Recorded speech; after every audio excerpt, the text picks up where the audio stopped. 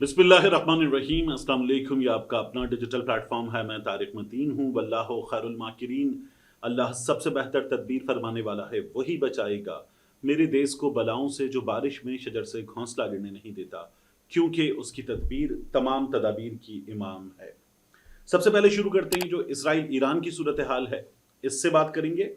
फिर उसके बाद पाकिस्तान में माफिया एक और वारदात, एक और डाके के लिए तैयार है।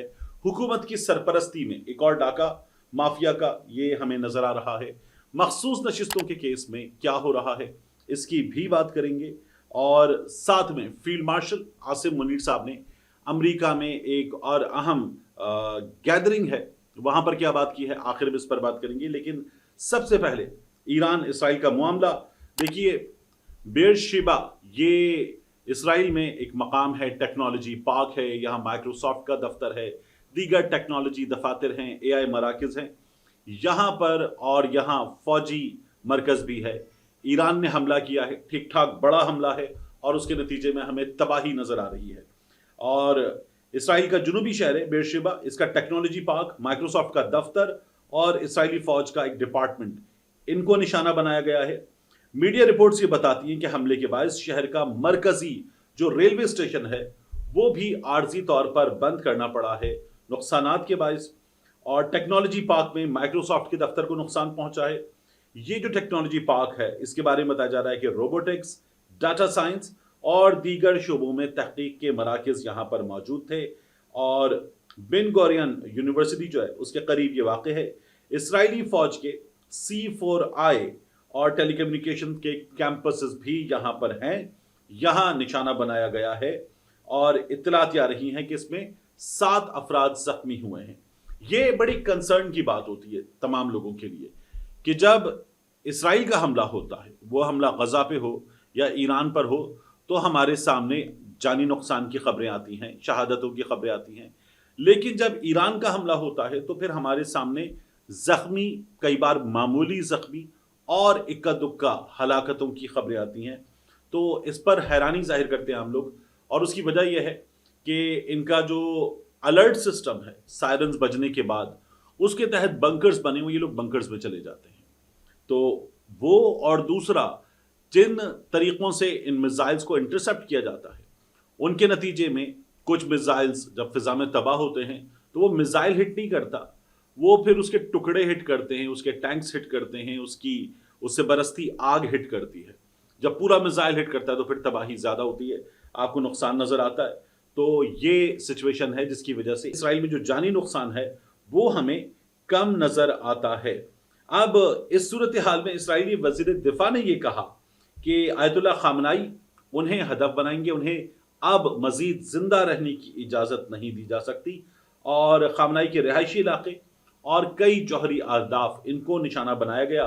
फिर उसके बाद इसराइल ने फिर ये फ्रस्ट्रेशन में कहा कि जो आयतुल्लाह खामनाई साहब हैं वो बंकर में छुपे हुए हैं।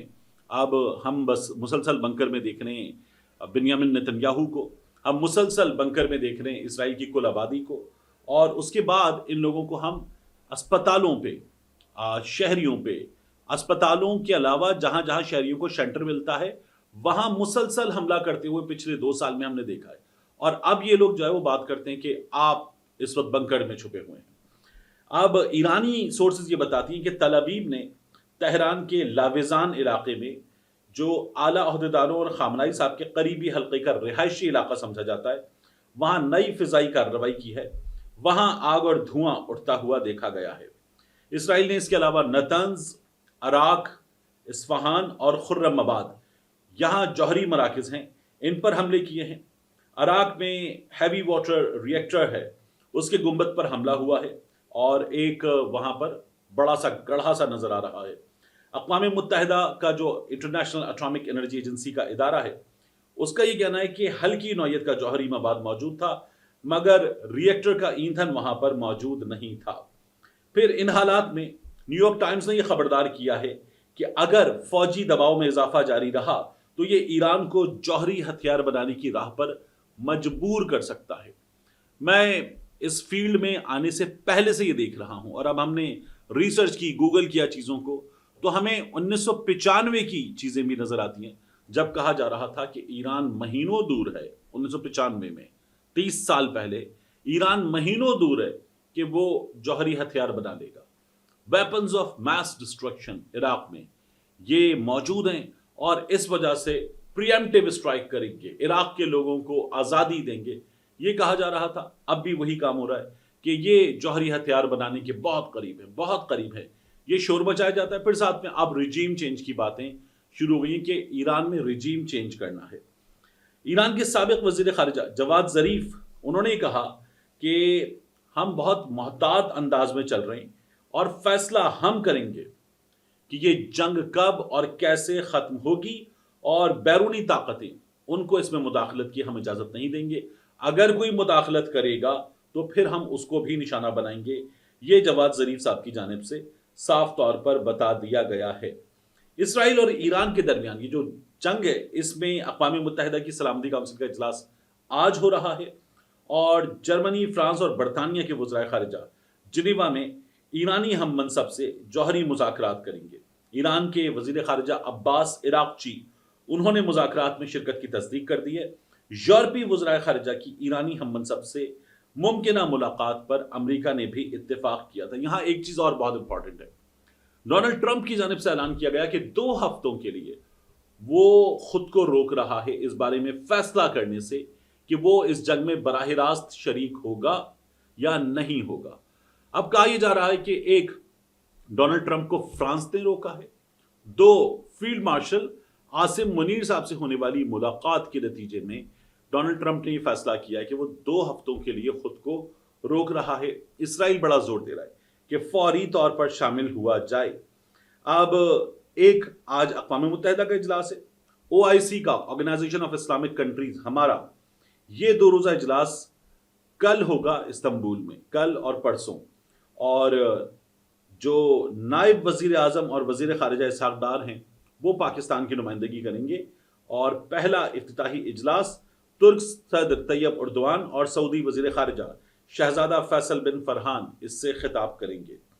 اب آپ یہ دیکھیے کہ برطانیہ کے وزیر اعظم نے ڈونلڈ ٹرمپ سے کہا ہے کہ آپ اپنا دماغ ٹھنڈا رکھیے، اور اگر آپ ایسے ہی آگے بڑھیں گے تو مسئلہ سفارتکاری کے ذریعے حل کرنے کا موقع ختم ہو جائے گا. مسئلہ سفارتکاری کے ذریعے حل ہو، یہ بہت ضروری ہے، یہ کہا جا رہا ہے. اب ایران نے پاسداران انقلاب کے نئے چیف کا اعلان کر دیا ہے. جنرل محمد کاظمی وہ شہید ہو گئے تھے اسرائیل کے حملے میں، اور نیا جو چیف ہے وہ بنایا گیا ہے جنرل مجید خادمی کو. پاسداران انقلاب کی انٹیلیجنس تنظیم کا نیا سربراہ جنرل مجید خادمی کو بنایا گیا. ایران ایک بہت بڑی تعداد میں نقصان اٹھا کر، جہاں اس کی ملٹری لیڈرشپ پوری کی پوری ایلیمنیٹ کر دی گئی تھی، پھر اس کے بعد اس کے مذاکرات کار اور آیت اللہ خامنائی صاحب کے قریب ترین آدمی وہ بھی ایلیمنیٹ کر دیے گئے تھے، پھر جوہری سائنسدان ایلیمنیٹ کر دیے گئے تھے. یہ وہ چیزیں جو ہم مسلسل آپ کو بتا رہے ہیں. تو ایران نے بہت نقصان اٹھایا، اور اتنا بھاری بھرکم نقصان اٹھانے کے بعد ایک اسٹیٹ آف شاک میں نہیں گیا ایران. وہ مسلسل آگے بڑھتے رہے، نئی لیڈرشپ سامنے لاتے رہے، اور ان میں سے بھی بعض لوگوں کو نشانہ بنایا گیا. تو اس کے باوجود بھی ایران حملے کرتا رہا ہے اسرائیل پر، اور اسرائیل کو پہلی بار کسی نے اس کی اوقات دکھائی ہے. یہ پابندیوں سے گھرا ملک ایران، اس کے بعد دشمنوں سے گھرا ملک ایران، پھر اپنوں میں دشمن کا ساتھ دیتے ملکوں سے لڑتا ہوا، جوجھتا ہوا ایران اسرائیل کو اتنا نقصان پہنچا رہا ہے. تو اگر اس عالمی غنڈے دہشت گرد اسرائیل کو روکنے کے لیے دیگر ممالک ایران کا ساتھ دیتے ہیں تو اسرائیل کی کوئی اوقات نہیں ہے. یہ ایران نے تنے تنہا ہمیں بتا دیا ہے. لیکن ہمارے حکمرانوں میں شاید غیرت کی کمی ہے، اس لیے مسلم دنیا کے حکمران اس سلسلے میں وہ نہیں کر پائے جو انہیں کرنا چاہیے تھا. تو یہ ایک ڈیولپنگ سٹوری ہے. صورتحال بہت تیزی سے بدل رہی ہے. ایک اجلاس آج ہو رہا ہے، ایک اجلاس کل ہوگا، مذاکرات ہو رہے ہیں، چیزیں آگے بڑھ رہی ہیں.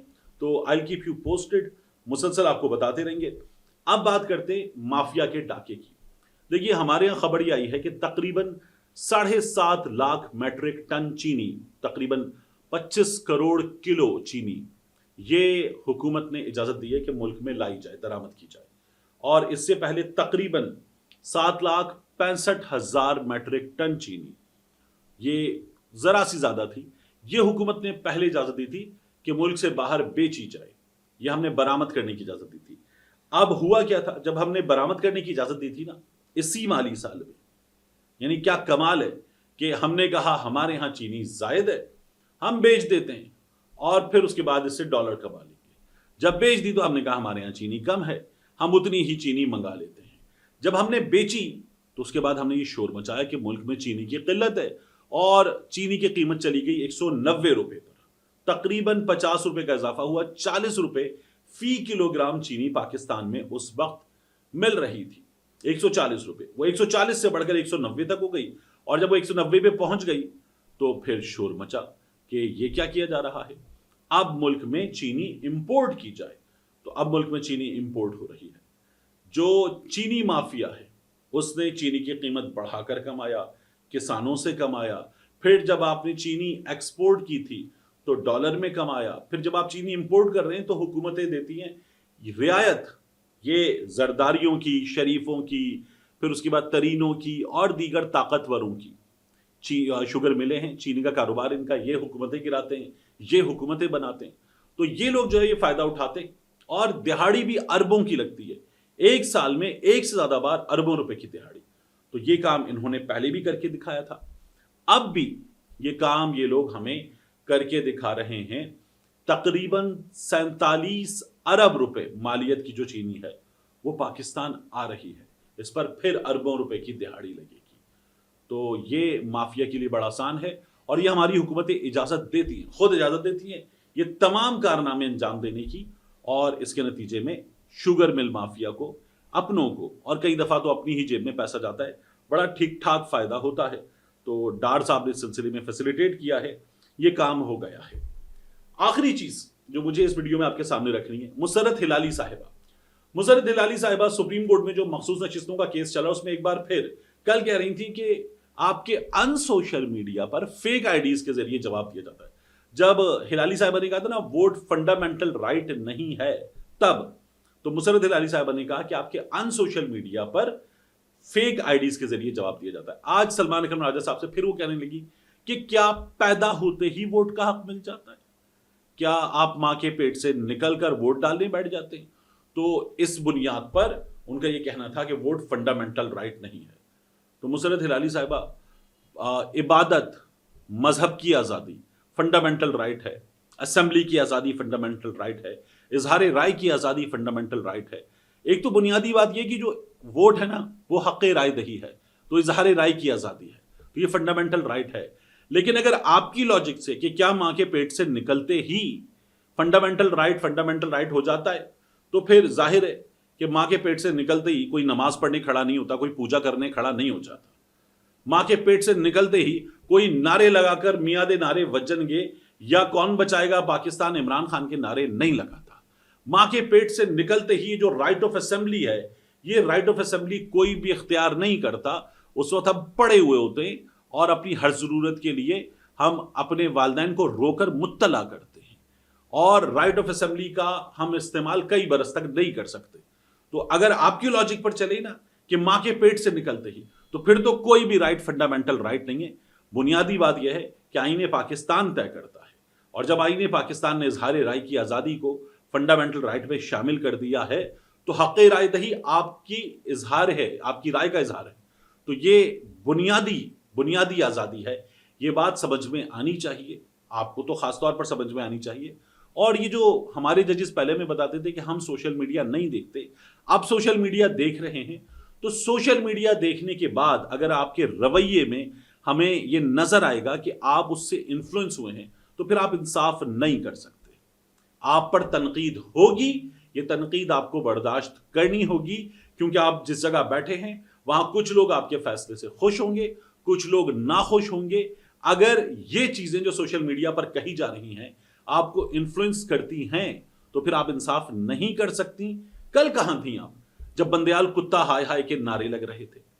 کل آپ لوگ کہاں تھے جب ساسو ماں نوٹس، ساسو موٹو نوٹس ہو رہا تھا، جب ججز کو مریم نواز شریف صاحبہ جلسے میں کھڑے ہو کر یہ کرپٹ جج ہے، یہ چور جج ہے کر رہی تھیں، تب آپ لوگ کہاں تھے؟ ایک جماعت کے سوشل میڈیا پر بچوں کی جانب سے کی گئی باتیں آپ کو بری لگ رہی ہیں، دوسری جماعت کے اہم ترین عہدیدار وہ ججز کو گندی گالیاں دے دے اور آپ کو برا نہ لگے، تو یہ آپ کا باعث شو کرتا ہے۔ ملتے ہیں انشاءاللہ آپ سے اگلی ویڈیو۔